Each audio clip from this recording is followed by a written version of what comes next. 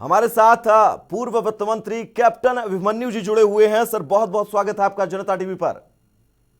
धन्यवाद वैभव जी, आपको भी नमस्कार। सर इस समय हरियाणा का रिकवरी रेट जो पूरे देश भर के अंदर दूसरे नंबर पर था वो अब 8% तक गिर गया है लॉकडाउन 3 में। क्या हम इस रिकवरी रेट को और बढ़ा पाएंगे?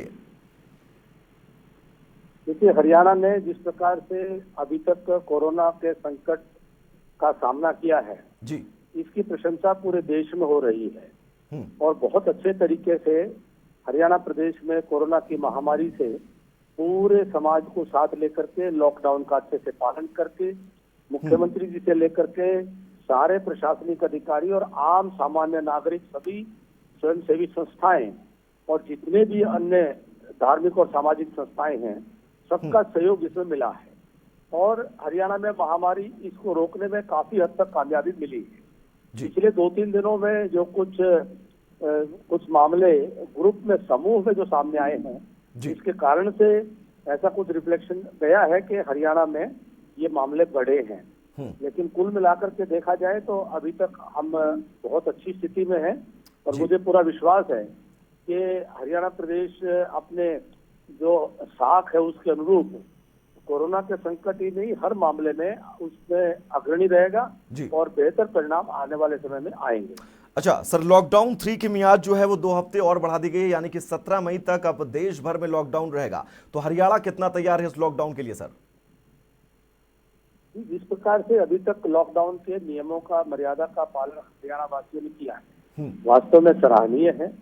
और दिल्ली के 3 तरफ होने के बावजूद, एक औद्योगिक दृष्टि से एक बहुत ही विकसित राज्य होने के बावजूद, बड़े बड़े राष्ट्रीय राजमार्ग हरियाणा के बीच से गुजरने के बावजूद, और जो कृषि हमारा मुख्य व्यवसाय है जिसमें अधिकांश हरियाणा के लोग इसमें सक्रिय रहते हैं, उसमें एक बहुत बड़ा हमारा जो कटाई का सीजन, हार्वेस्टिंग का सीजन जो पूरा हुआ है, उस सब के बावजूद हरियाणा ने लॉकडाउन की मर्यादा को पालन करते हुए कोरोना संकट का सामना बहुत ही सूझबूझ के साथ में, समझदारी के साथ में किया है जी। और अब ये तीसरा लॉकडाउन जो अब जिसकी 2 सप्ताह और इसकी घोषणा हुई है, मैं समझता हूं कि ये इस समय ये बहुत ही महत्वपूर्ण है कि भारतवर्ष में ये कोरोना का संकट ये तीसरी स्टेज पर, तीसरे चरण पर ना पहुंच पाए जी।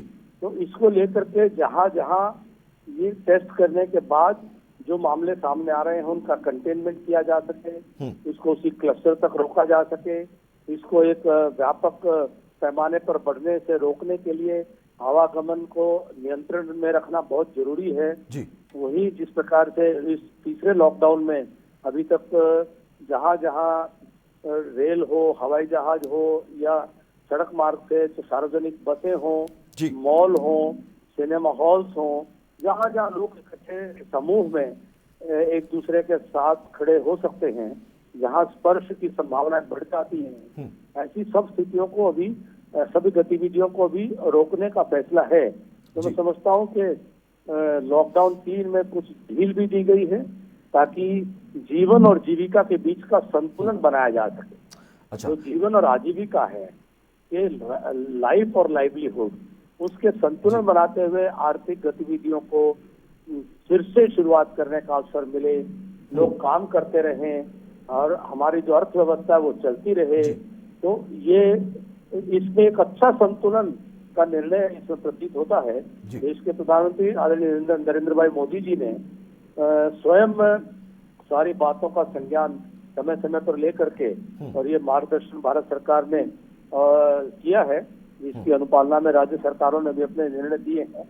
मुझे पूरा विश्वास है कि ये इस लॉकडाउन का, जो तीसरे चरण का लॉकडाउन है, इसका पालन भी आम नागरिक करेंगे और कोरोना की इस लड़ाई में भारत को जो विश्व में यशस्वी होने का गौरव प्राप्त हुआ है, वो हर भारतवासी का उसमें भूमिका है। पूरा भारत आज एक इकट्ठा हुआ दिखाई देता है और इसमें मुझे पूरा विश्वास है हर भारतवासी अपना योगदान और ज्यादा कर्तव्य बोध और जिम्मेदारी के साथ करने वाला है। बिल्कुल, जिम्मेदारियां सर पूरा देश जो है वो अपनी समझ रहा है और निभा भी रहा है। एक सवाल सर मैं आपसे ये जानना चाहूंगा, क्योंकि प्रधानमंत्री जी ने पहले संबोधन में अपने कहा था जान है तो जहान है, लेकिन दूसरे संबोधन में कहा था कि हमें जान भी बचानी है और अपने जहान को भी सुरक्षित रखना है। तो आप पूर्व वित्त मंत्री रह चुके हैं, हरियाणा प्रदेश के काफी बारीकी से समझते हैं वहां की अर्थव्यवस्था और जो उतार चढ़ाव है इसको, तो हरियाणा जो है वो कैसे अब जहान को अपने सुरक्षित करेगा? क्या कुछ महत्वपूर्ण कदम है जो इस तीसरे चरण में हरियाणा सरकार की तरफ से उठाए जा सकते हैं? क्योंकि हरियाणा आर्थिक दृष्टि से एक समृद्ध और संपन्न राज्य है और हरियाणा की आर्थिक स्थिति देश के अन्य राज्यों की तुलना में बहुत बेहतर स्थिति में रही है जी।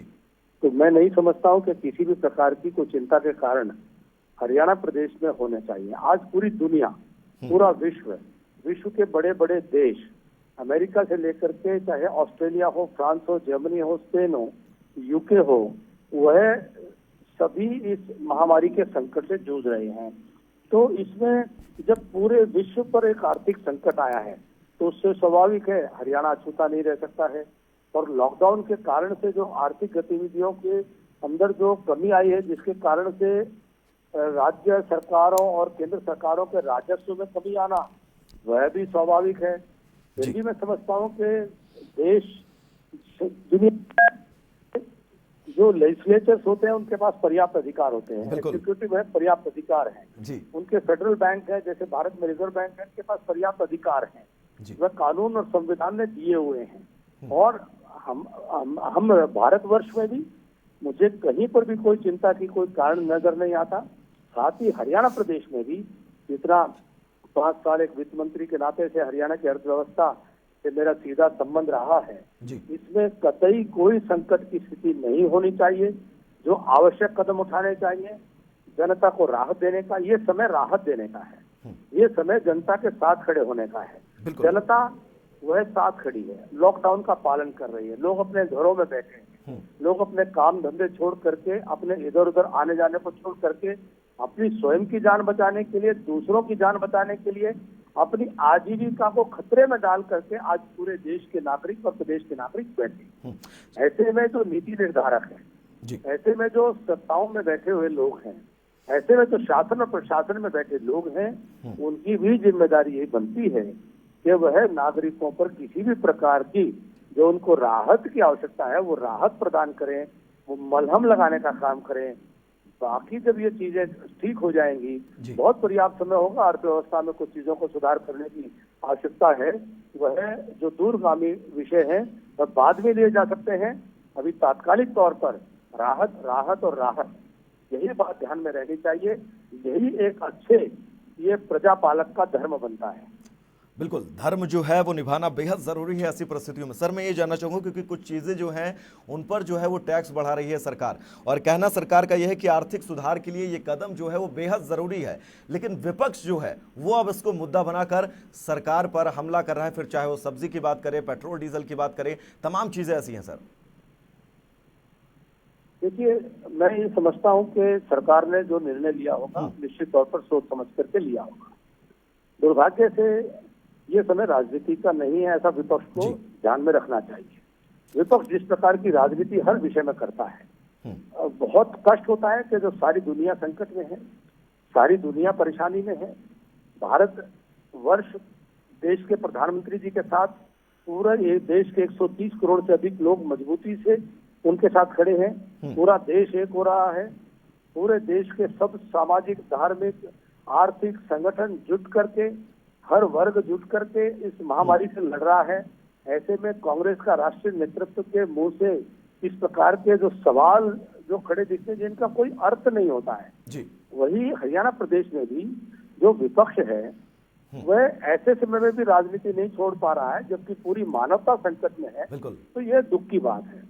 ये बात भी सही है कि ये समय राहत देने का है और इस समय कोई छोटे मोटे परिवर्तन करके कोई बहुत अंतर नहीं पड़ने वाला है। बिल्कुल। तो इसीलिए ये समय कुल मिलाकर के कैसे कॉमन मैन को, आम आदमी को रिलीफ मिले, सरकार को अपने खर्च कम करने के ऊपर इसको ध्यान देना चाहिए। सरकार का बहुत बड़ा ऐसा खर्च है जिसकी आज कोई उसका औचित्य भी नहीं रह जाता है। और कुल मिलाकर के मेरे 5 वर्ष के अनुभव के आधार पर मैं कह सकता हूं जी कि समाज और सरकार का संबंध है कि सरकार समाज की सेवा के लिए बनती है। बिल्कुल। समाज अपने में से कुछ लोगों को इलेक्ट करके, कुछ लोगों को सिलेक्ट करके वह शासन और प्रशासन की व्यवस्था चलाने की जिम्मेदारी देता है। तो समाज और सरकार का एक अपना आपस में एक संबंध है जी वह दोनों एक दूसरे के, तो एक प्रकार से समाज का सेवक की भूमिका में शासक और प्रशासक होना चाहिए। तो ये भी देखना चाहिए कि सरकारों ने अपने खर्च को कितना बड़ा तो नहीं बना लिया है कि वह सरकार ही समाज के ऊपर बोझ बन गई हो, कि सरकार का खर्च ही अपने आप में वह एक बोझ तो नहीं बन गया है। इस बात को भी देख लेना चाहिए। और ऐसे समय में अगर सबसे पहली कटौती कोई होनी चाहिए तो वह सरकार के खर्च में कटौती होनी चाहिए। और इस पर ये दूरगामी विषय है, आज इसके ऊपर मैं बहुत ज्यादा नहीं कहना चाहूंगा, लेकिन भविष्य में मैं ये मानता हूं कि राज्य सरकार हो, केंद्र सरकार हो, भविष्य में ये विचार होना चाहिए हमारे देश के कानून कहीं ना कहीं बनाने वाले लेजिस्लेचर, पार्लियामेंट और स्टेट्स में सरकार अपने ऊपर कितना खर्च कर सकती है कुल आय का, टोटल रेवेन्यू रिसीट्स का, उसकी कोई मर्यादा तय होनी चाहिए, उसकी कोई परसेंटेज तय होनी चाहिए। कहीं कहीं सरकारों ने अपना खर्च इतना बढ़ा लिया है जो समाज पर बोझ के रूप में आज दिखाई देता है। तो इसीलिए आज के संदर्भ में मेरा इतना ही सुझाव है कि अगर कहीं को कटौती करनी है तो सरकार अपने बहुत सारे ऐसे खर्च हैं जिनमें कटौती की संभावनाएं हैं, उनमें कटौती करनी चाहिए और आम नागरिक को हर संभव राहत देने का प्रयास करना चाहिए, जो कि माननीय मुख्यमंत्री श्रीमान मनोहर लाल जी निरंतर लगातार वह उस दिशा में काम कर रहे हैं और लगातार वह हरियाणा प्रदेश को एक अच्छा नेतृत्व देने का काम कर रहे हैं। सर बिल्कुल समझना होगा, सोचना होगा हम सभी को। सर जाते जाते हरियाणा की 2.5 करोड़ जनता को संदेश क्या देना चाहेंगे आप? मैं हरियाणा प्रदेश के जो हमारे मालिक हैं, हरियाणा प्रदेश की जनता है जी, उनका कोटि कोटि आभार और धन्यवाद के इस संकट के दौर में हरियाणा की जनता ने भारत के प्रधानमंत्री जी के आह्वान पर हर निर्देश का पालन किया है ताकि महामारी से बचा जा सके।